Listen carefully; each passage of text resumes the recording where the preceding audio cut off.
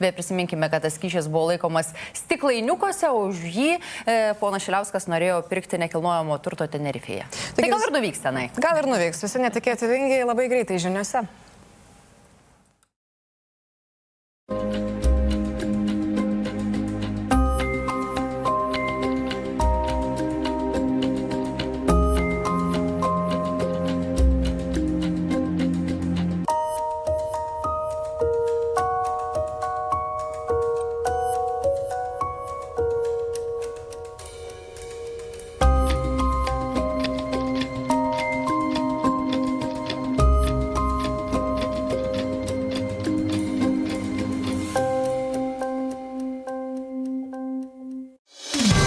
Pirmadienis laikrodžiai rodo 6:30 ir LNK eteryje dirba žinios. Ačiū, kad žiūrite. Aš Lina Kairytė. Ir aš Šalomas Grinis su sportu. Dabar kaip įprasta trumpai, ką matysite.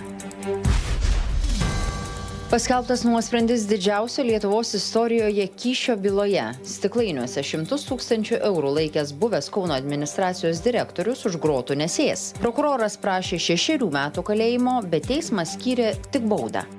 Galutinė bausmė Viliui Šiliauskui yra 1300 mgl, tai yra 65 000 eurų dydžio bauda.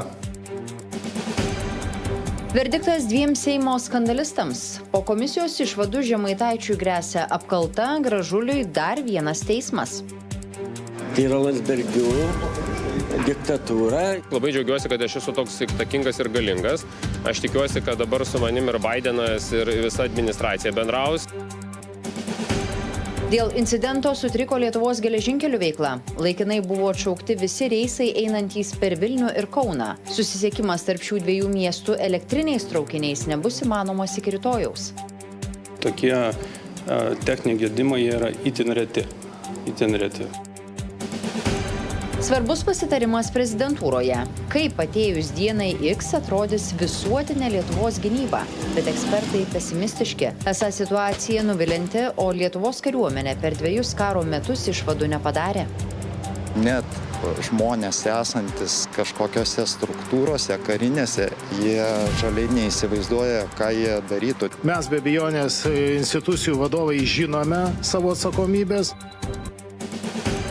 Į karo draskomą regioną Vašingtonas pasiuntė antrą atominį lėktuvnešį ir Tomahawk raketomis ginkluotą povandeninį laivą. Izraelis skelbia, kad per 48 valandas žydų kariai įžengs į Gazos miestą.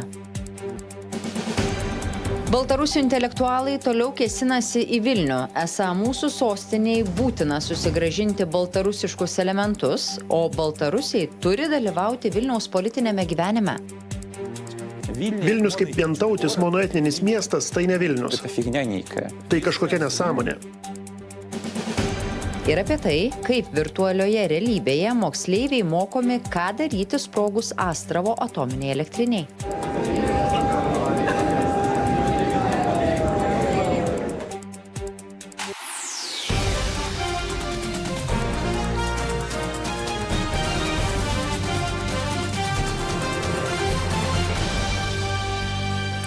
Rekordinio kyšio byloje paskelbtas nuosprendis. Buvęs Kauno savivaldybės administracijos direktorius Vilius Šiliauskas pripažintas kaltu, paėmęs didesnį nei 1/4 milijono kyšį, tačiau už grotų jis neatsidurs.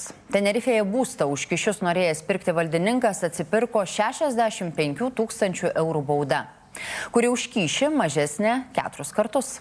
Ieva Dyraitė praneša, kad 6 metų kalėjimo Šiliauskui prašiusi prokuratūra svarsto nuosprendį skųsti. Vilius Šiliauskas teismo verdiktą išgirdo į posėdį prisijungęs nuotoliu. Buvęs Kauno savivaldybės administracijos direktorius pripažintas kaltu, paėmęs per 260 000 eurų kyšį iš autokaustos vadovo Juozo Kriaučiūno. Prokuratūra šį kyšį įvardijo kaip didžiausią šalies istorijoje, tačiau teismas griežtai